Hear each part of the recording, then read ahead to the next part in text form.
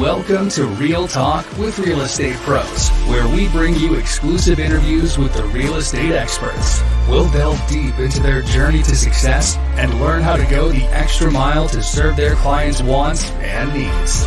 Let's dive in. Here's your host, John Money McKinney. Morning, everyone. Welcome to another edition of Real Talk with Real Estate Pros.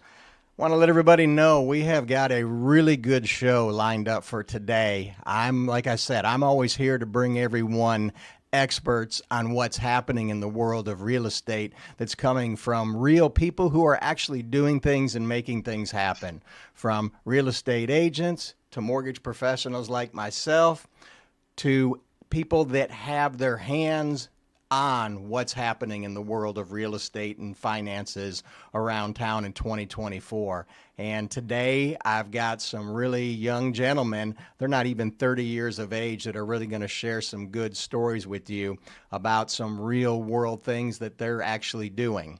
But first, I want to ask everybody this. We're really trying to build this show so I can deliver to you, everybody here, the truth about what's happened in the world of real estate, in the world of real estate financing. And if you all would, do me a favor, please like, subscribe, and share the show with people.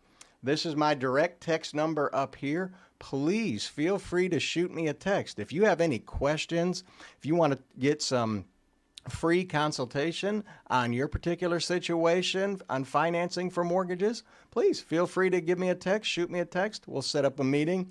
We can meet one-on-one, face-to-face. Also, too, if you know anybody who's a real estate expert that you think would be somebody that I should have on the show, please talk to them, shoot me their number, or have them shoot me a text. I'd love to chat with them. But with that said, I'd like to go ahead and introduce my guest right now. Today I have Juan and Gabriel. We have, just so I can disclose to everybody, we have done business together, and I have helped them with their real estate financing needs to help them become successful real estate investors. But with that said, Juan and Gabriel, thank you very much for being here this morning. I appreciate it. Thank you for having us, John. I appreciate that. Yeah. Well, if you would, please share a little bit of your stories about what's going on and how you got started and everything. Definitely. I'll start myself. So, hi, everybody. My name is Juan. I'm a structural engineer from Texas A&M, and I'm currently a full-time investor, full-time engineer. So wait a minute. You're telling me you can do this with a job and you're being successful in real estate investing? Yes. Once you have that in mind, you can do anything you want, right? It's definitely something possible. It takes a little bit of time. You have to take something away from your play to get something in, and that's kind of what I did.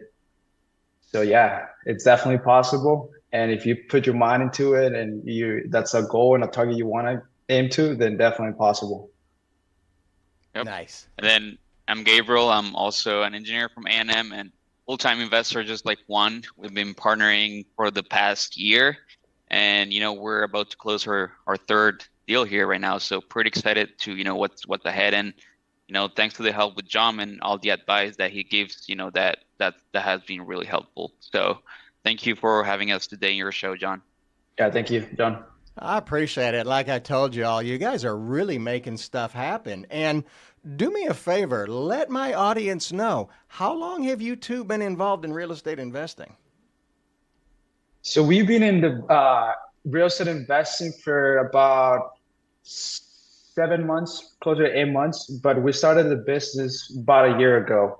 And it really started off as me and Gabriel getting together, and he sending me, or we were friends in college. And at one point he came up to me and it was like, hey, are you ever interested in doing real estate? Because I was focusing on something else while I was in college. And I said, yeah, that's something definitely I want to get into. And then from there, the conversations start happening. And then once we both graduated from college, we started, analyzing deals, checking the markets and talking to people. And eventually we got our first deal within that 6 to 7 period month. So just so everybody knows this, basically you've been doing this about a year. you're already working on your third real estate transaction. Correct. Yep, that is correct. That is Yep. phenomenal.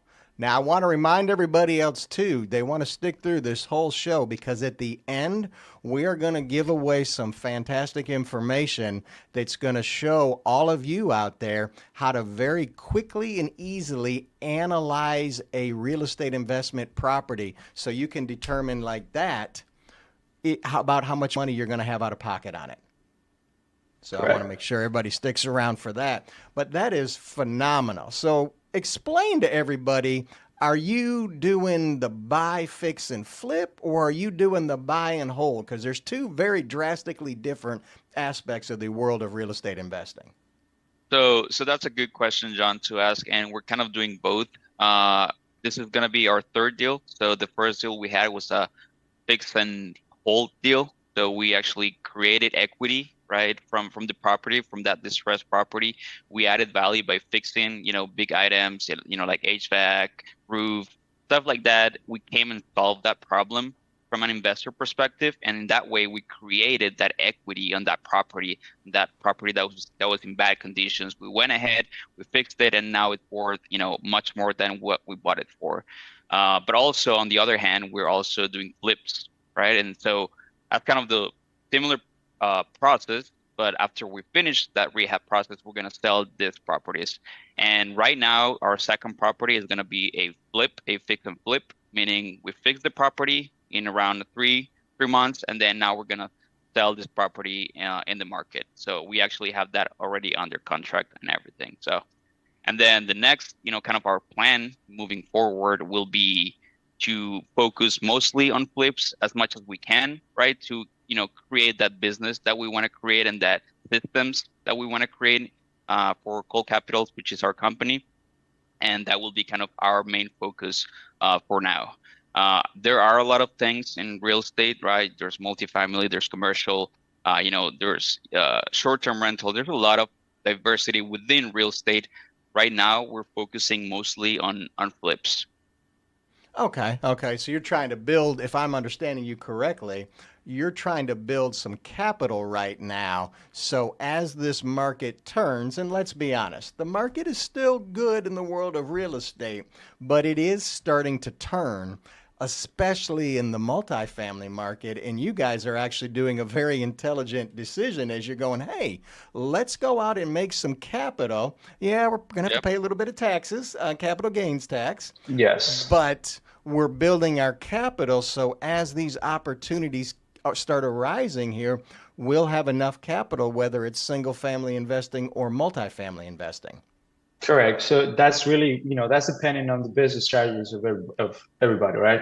So yeah, we do we buy the properties, we fix it up, and whether that's good for a holding perspective or just to put it back in the market, that's always we underwrite everything, or we do the property analysis before we bought the property, and then whatever makes sense for that property is gonna be our exit strategy. So one thing I'll tell the audience to do is to make sure to do the right due diligence, so that way you have an idea what will be the exit strategy of the property, whether that's gonna be for a whole to hold that property or to put it back in the market. And yeah, I mean, definitely in the multifamily space, there's gonna be definitely a lot of people. I've been talking to a lot of people regarding to the market, and it's definitely right now a roller coaster. Yep. One thing I do want to say about that, and that's kind of the way I see the investments, is that we need to, invest and then wait, not wait to invest. And that's kind of a famous saying in real estate, and it's pretty true, right? There's a lot of people waiting for the perfect time always to invest, but there's always something going on in the market. So definitely take action. As Juan said, do your due diligence. That's pretty important. We don't, just throw out money and see if something comes up. We make our calculations, we make our underwriting to make sure everything makes kind of sense, right? But take action, and that's what separates a lot of people. What make some people successful and other just keep waiting all their lives, pretty much. So. And a piece of advice to everybody. I actually heard this from another investor. You make the money when you buy the property, not when you sell the property.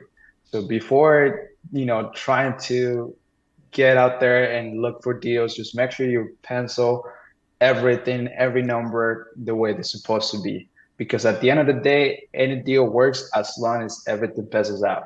That's all it really matters. So if the numbers are there, you have your data in front of you, it shouldn't be a reason why you should not go at it. Now, that is so true. You make a very good point there, Juan. The money on real estate is made when you buy, not when you sell. And I loved how you guys were talking earlier that you're analyzing every property you look at for exit strategies, as in plurals. In other words, you want to know how many ways do I have to get out of a transaction? And Correct. always advise that to my clients when I'm working with them is like, look, if you only have one exit strategy, that's okay. But if that exit strategy gets shut off, you're in trouble. And I know you guys, especially when you're looking at whether it's a buy and hold, or buy, fix, and hold, or a buy, fix, and flip, you're always looking at it with, okay, what if the market changes? What happens if things going to sit on the market for a long period of time, and it would be better for us to turn this into a rental? Are we still going to at least cash flow a little bit, or is this going to be a negative cash flow monster? Right. And that's another thing that we looked at. So whenever it comes to a hold, we might want to make sure that, or I guess, or point of failure is going to be break even in a way. As long as a property breaks even, especially in the market where interest rates are high right now, you want to be able to at least break even, because later on in the future, you can always refinance the property and you at that point know it's going to be cash flowing just fine. Yep. So yes, definitely that's something to really look into it. Yeah, from a cash flow perspective, definitely break even is kind of our standard, our minimum standard. Right now, as Juan said, the interest rates and John may know more about this, are pretty up the roof. So it's a little bit different to cash flow properties right now. But one of the arguments I hear a lot from people that are not really into real estate or anything like that, they're like, hey, you know what? I'm waiting for the interest rates to go down till I buy the home, stuff like that. I don't understand that personally, right? Because as Juan said, you can buy, get a good deal, whereas as long as you get a good deal from a purchase price perspective, you can always refinance later. And that's why, you have guys like John that can help with that. So now you make a great point there, because I have people saying that to me as well too. I'm going to wait till the rates come down. I'm going to wait till this comes down. And I bring up, I was around during the last great mortgage meltdown of 2007 and 8, okay, and 9. And I remember looking at, I'm up here in the Woodlands, by the way, and there's a beautiful set of townhomes that is right over there on the waterway in the Woodlands. And I remember those things were being finished construction right around the end of 2007, beginning of 2008. And I remember looking at those properties, and they were like going for $275,000. And I thought, wow, that's a big high dollar price. And this was 2007, 2008. Do you know how much those properties are worth today? 700? Probably twice, almost. $1 million almost. Wow. Yep. Yes. Wow. and people, even myself, I caught myself, and then I had to slap myself. Wait a minute, what are you saying? This is real estate. This is one of the prime markets. And sure enough, all those people who bought during the time when the market was crashing and nobody should buy real estate, I know myself personally, I was helping real estate investors become very wealthy when everybody was running to the hills, scared to death of real estate. Yeah. Right. And that's really what a lot of people say that, as Gabriel said, a lot of people are waiting for the interest rates to come down. But whenever that actually happens, there's still people waiting for, in the sidelines waiting right now. So whenever this 1% or whatever that drops and they see the trajectory of the interest rates to come down, we're going to have people coming into the market. And when people come to the market, that creates just a bigger demand. And that just makes the prices go even higher. So right now, it's a great time to be in this industry, I would say. Exactly. Well, if I'd like to really show the audience. I'd like to go ahead and show them an example of what you two have been doing. I mean, this is a nice before picture of the property that they do have under contract now and is set to close, that they're closing on the sale of the property. And this is the lovely kitchen here. You can see all of the beautiful kitchen appliances in here and the lovely wood paneling. Wood paneling. It was lovely walking in a house with roaches and fleas on. Oh, it had roaches and fleas. Well, that feels like money to me. Yeah, exactly right. Now take a look at this. I mean, look at the difference in this kitchen. Exactly. That is a completely night and day difference. Yep. How long did it take you all from when you were finished to put this on the market to have this home under contract? So construction started towards the end of last year, and it finished about the beginning of March, I would say. And then from there we went on market, and it took within 5 to 7 days, within a week, for it to be in a contract now. So overall, it took about 3 months to get it fixed up, and a few days to be on market, really. Yep. Nice. Well, I mean, people really need to see this. Take a look at this kitchen here. This is what they were dealing with. Nobody in their right mind is going to buy a house like this to live in. Now you take a look here. Look at the difference in this. That is not hard, because this is what we would classify as a typical starter type of home, correct? Yep. Correct. That is correct. It's the right price for somebody who's looking for an affordable home to get in. Now you've gone into a neighborhood that is an established neighborhood, so people know what that neighborhood is like, and you've completely renovated the home. These people are going to be the talk of the town once they move into their new home. People are going to be like, oh my gosh. And I'm going to take a wild guess, because I know you guys have been trained very well by professionals, that they taught you best product for best price. So you have given these folks a great deal on a home that they're not going to have to do any work on other than their own normal stuff that people want to do and make a home their own. Correct. And that's really our philosophy. We want to make sure that whoever buys the property from us has everything that doesn't necessarily have to bring any headaches to the whoever buys this property from us. We want to avoid that. So that's when I was saying, right, we come and we solve a problem. That's really what we're doing, and we're getting paid accordingly to that problem we solve, right? So that property was in bad conditions, roof was pretty bad. We took the risk, we made those big major changes that made that home livable for that next family to come and, afford a house that's in great condition. I mean, it looks I mean, the after work on this just looks incredible. I mean, the night and day difference. And here's another example. I'm guessing this was the living room entry area of the home. Correct. And I mean, if we take a look at this, I mean, it's the lovely tile on it. That screams of 1980 something, doesn't it? Right about there. Yep. Hey, the 80s were a good time. So now I'm dating myself. I apologize. And then we take a look at this here. I mean, look at the difference on that. Just look at the floors that you put in there. Even though I know this is a smaller picture, but you can feel a much larger space about this room now. Yep, the light fixtures at the top, you can see it makes it look much more modern too, right? And then like the fan also, it's all modern, and that's kind of what we wanted to project in this house.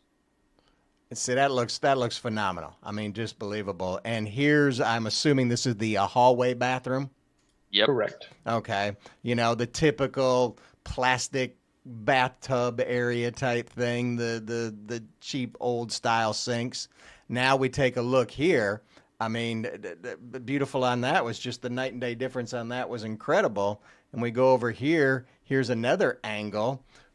Just look at the nice cabinet there on the door. Then we go into this transition here. That is a complete night and day difference between the two. That's right. And I mean, you literally did this in a matter of 3 months, basically.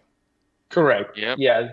This one took longer than we were expecting just because this time we were hands-on. So when I mean hands-on, not necessarily doing the rehab ourselves, but actually doing the contracting ourselves. So finding the right people was, that's a challenge that we wanted to face on this project. And I want to proudly say that we accomplished that. And we're looking forward to doing more deals like that. Nice. I mean, it's phenomenal. And what I'd like to do is I definitely want to give people a little bit of a actual walkthrough on this property so people can really see what you two did on this and really get a good feel of just walking through the door here. And the difference on this thing is just night and day difference. Yep. And now that you showed that video, John, feel free to follow us on Instagram. We actually have our own Instagram page where we post kind of all that process, and also, we want to add value to our followers as well. And, how we do it and stuff like that. So, at Gold Capitals on Instagram as well. Nice. Yeah, people definitely want to check that out and can see. Like I said, both of these gentlemen here are well below 30 years old. And in all honesty, you've been involved in the world of real estate investing for 1 year. 1 year. You're on your third transaction. That is correct. And here's something I want a lot of people to know. Both of these gentlemen here, Juan and Gabriel, are both engineers. And if people know anything about engineers, they have a very bad habit of overanalyzing stuff. No offense, guys. No, that's very true. I mean, really, engineers, what they look for is the conclusions, right? And the engineers tend to have this idea of bringing out conclusions, stuff on top of conclusions, and come up with the answer that, okay, you know what, I should not do it because I come up with all these conclusions. So having to shift that mind a little bit is what helps us to offset from a lot of other things. And I know both you and I on your buy, fix, and hold property you were working on, I know you guys had a lot of questions. And I remember, and I said, remember stuff. These guys are engineers. We have to go through the numbers and see if it makes sense, but not get to the point where we're so analyzing it, we just stand there and throw our hands up. Nope, we're just not going to do anything. You guys are doing quite well on that one there as well. And because it's a long-term hold, now you're not going to have to suffer capital gains like you do on a flip. That is correct. And we can even do a 1031 in 15 years. I don't know when, and buy another property for those taxes if you wanted to. So there's a lot of tax benefits as well, and other stuff that are really great about real estate. And there's also, just like John is, helps us on the lending side. There's also other people that we look at and to build our team, because Juan and I, we don't know anything, but we learn as much as we can, but also try to find people that also know and get them, pay them well as well. So it's a win-win for everyone. Exactly. You're work to people out in the community. You're providing. You look at that home. Just looking at the pictures in this video, it's clear.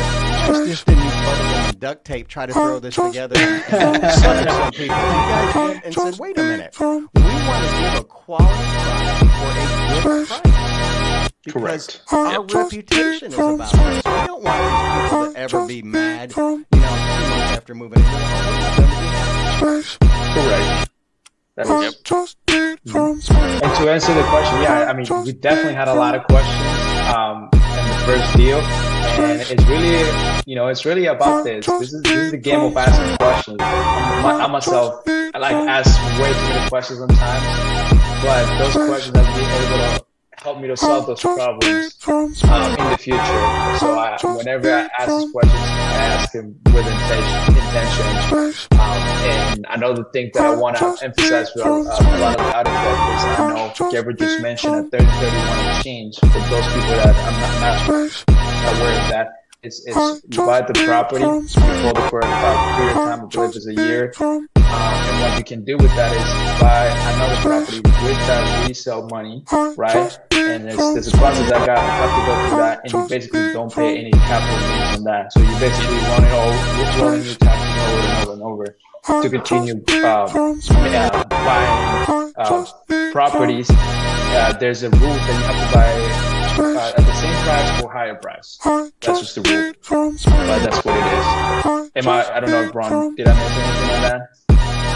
No, you're right on that. Yeah, it has to be of the same value or greater value. Typically, you want to go greater value because you're trying to aggressively move yourself. Yeah, that's kind of the whole idea of using that, right? It's trying to scale on that smaller investment.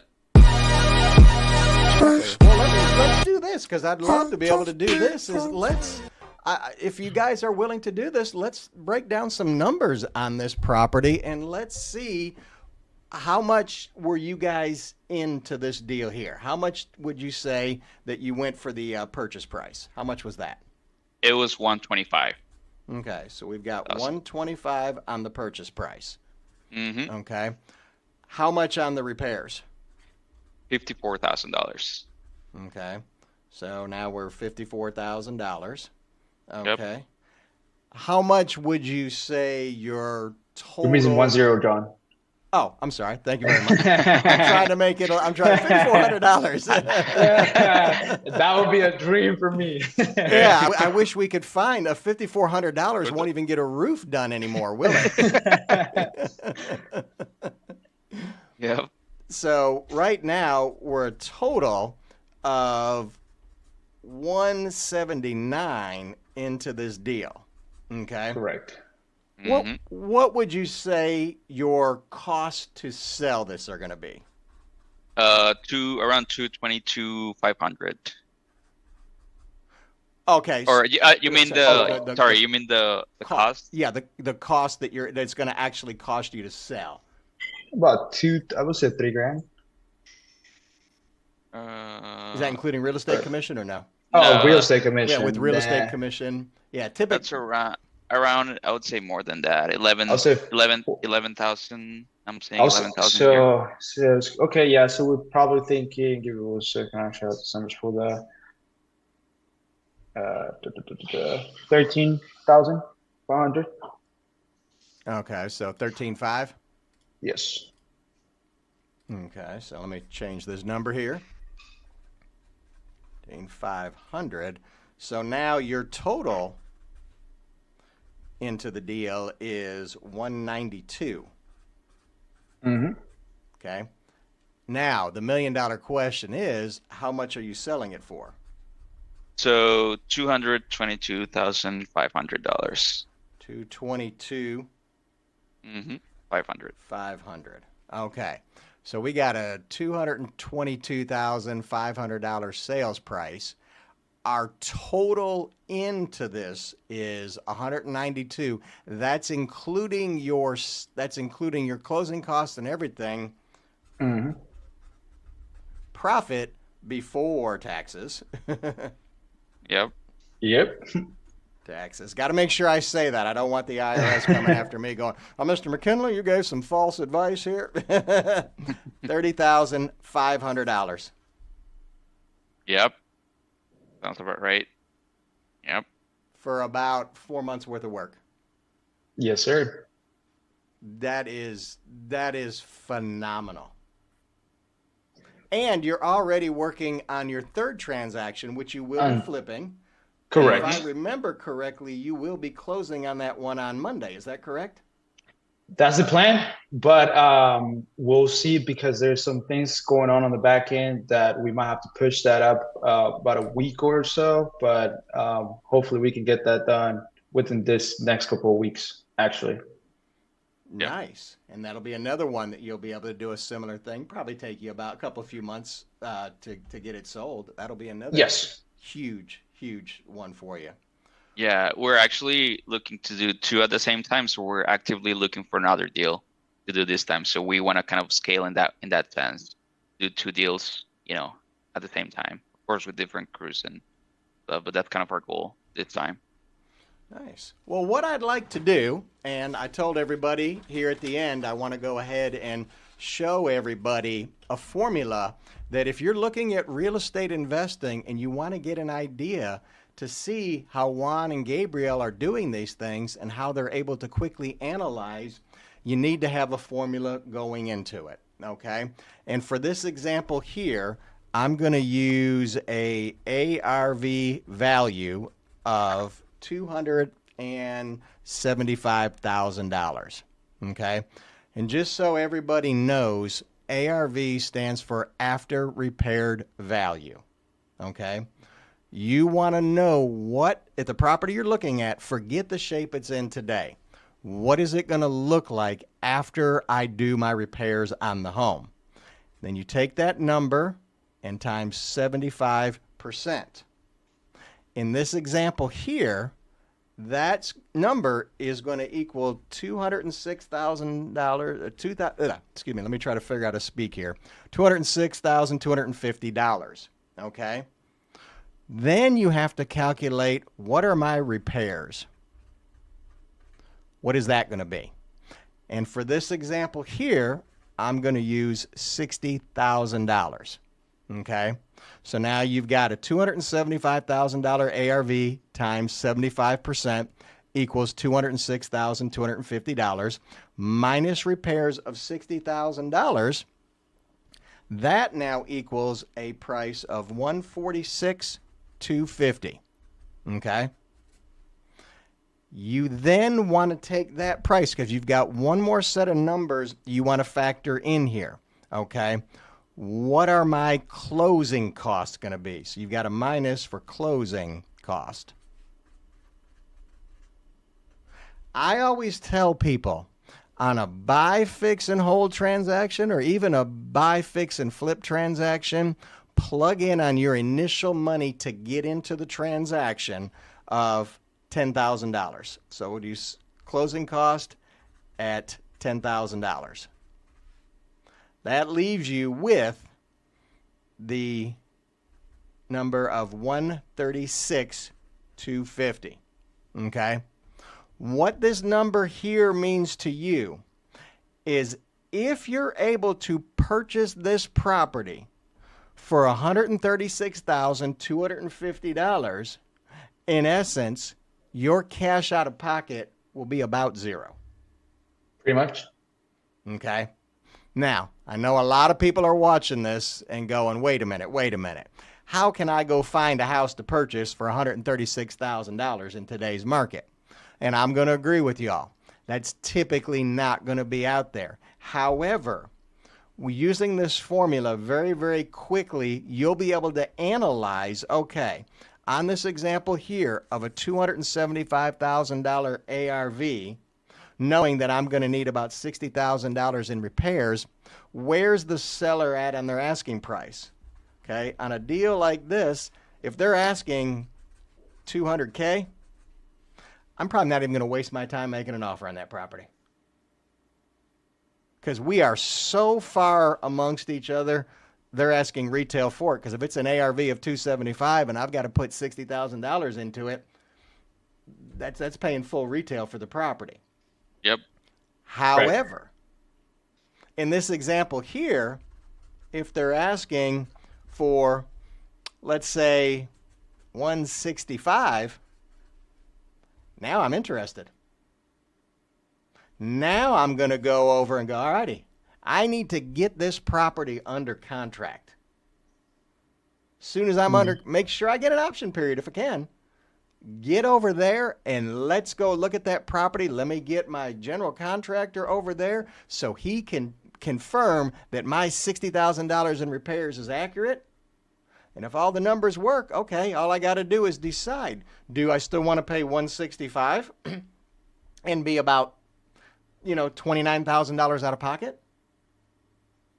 Or do I want to see if I can renegotiate with the seller and go, hey, some more costs came up, some more repairs, whatever I need to negotiate, I think we should lower the price by 10,000.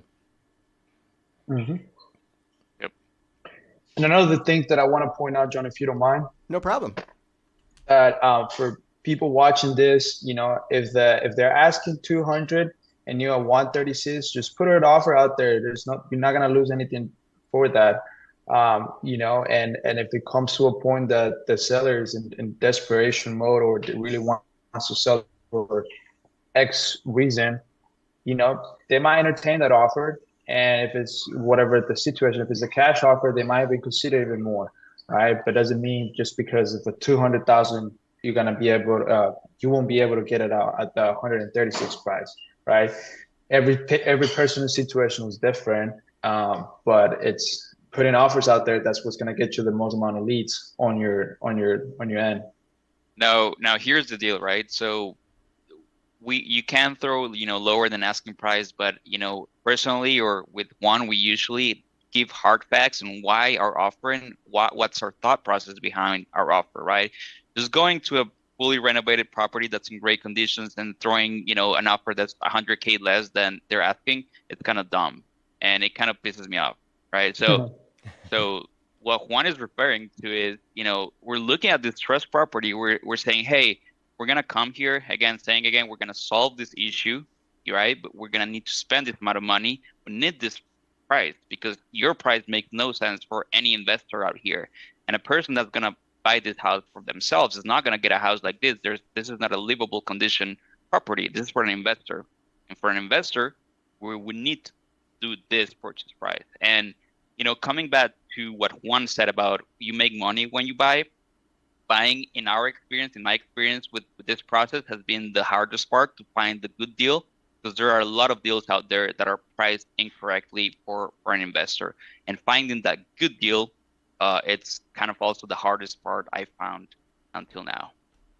Now, you make a lot of good points there, and that goes back to where I always tell people, real estate and real estate investing, whether you're buying a home to live in or whether you're buying a home for investment, this is a team sport.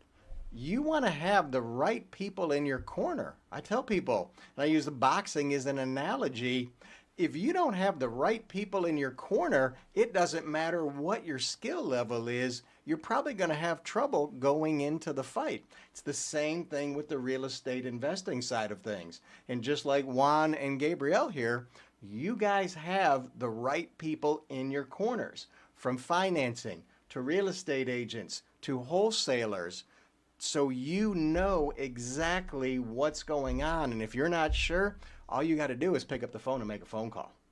That's right. Mm-hmm. That is something that is so important.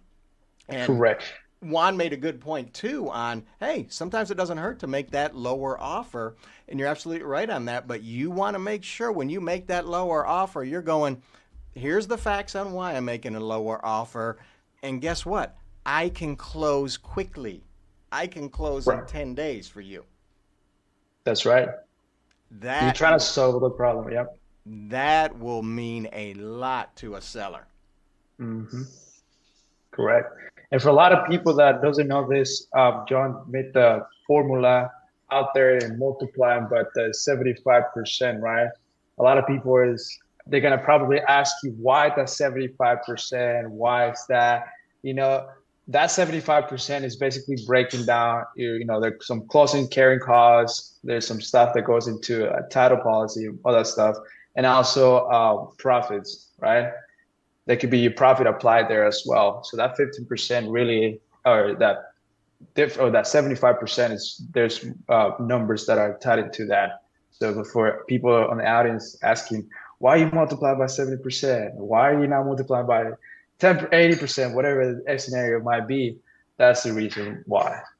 No, I appreciate you bringing that up. And another thing that I want people to understand is that 75% means once we close on this transaction with the renovation money, you now have 25% equity in that property because you have bought this property with the ARV, you've gotten a loan that gives you all the money to do the repairs on this property. So let's say you decide you're going to hold this for long term, and we're going to convert the renovation money, the construction loan, into long-term financing.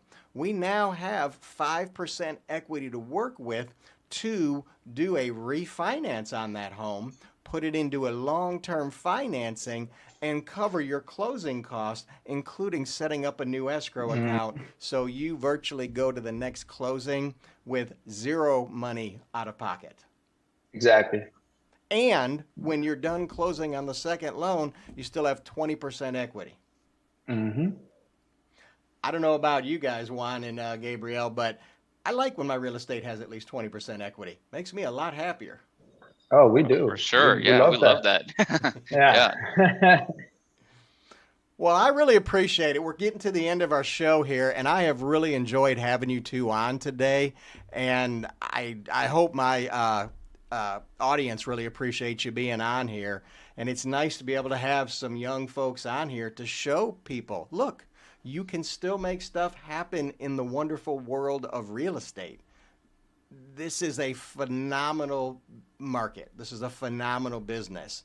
You know, I've been involved in this business a lot longer than these two. I got started in the world of real estate, working in the world of financing in 1999. So that's right where I was born. Oh my God! So when you two were just basically newborns, I was getting into the world of real estate and real estate investing and mortgages. That's fantastic. Exactly. Well, I really appreciate you guys, and you know, if you need anything, call me. I want everybody to know who's watching this show. Please feel free to shoot me a text. If you want to go over numbers and break things down, I'm here to help you out. Let's have a talk. Doesn't cost you anything. If you know anybody who would be somebody that you think would be a great guest on the show, whether it's a real estate investor, real estate expert, real estate agent, let me know. I would love to have them on the show. Hey, I appreciate that, guys. Thank you very much, John. Yeah, so actually, for probably the next 10 people, 20 people that follow us on Instagram, we hope we're gonna do some giveaway. We'll give out our underwriting tool, which is the tool that we use to analyze properties. So for those 20 first followers that we get, then we'll send them an email with that underwriting tool that we use. We'll give that out to everybody if you would, please, Juan. Okay, sure. Where they go on your Instagram? How do they follow? Oh, the Instagram. It's Cole Capitals. At Cole Capitals. At Cole Capitals. COL Capitals on Instagram. Okay. What I'll do too is, everybody, do me a favor. If you want to get their Instagram account, do me a favor. Text me your name and your hey, I want Juan and Gabriel's, what do you call that again? I'm sorry. Underwriting tool. Underwriting tool. Say, yeah. I want, just say, I want the underwriting tool. Give me your name, text it to my number up here, give me the underwriting tool, and I will get you Juan and Gabe's Instagram account.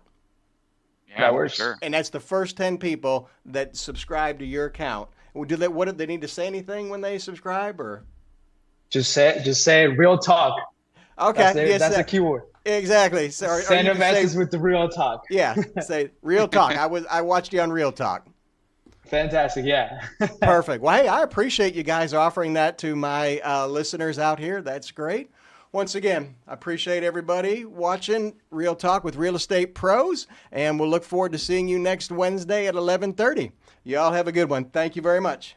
Have a good one. Thank you. Thank you.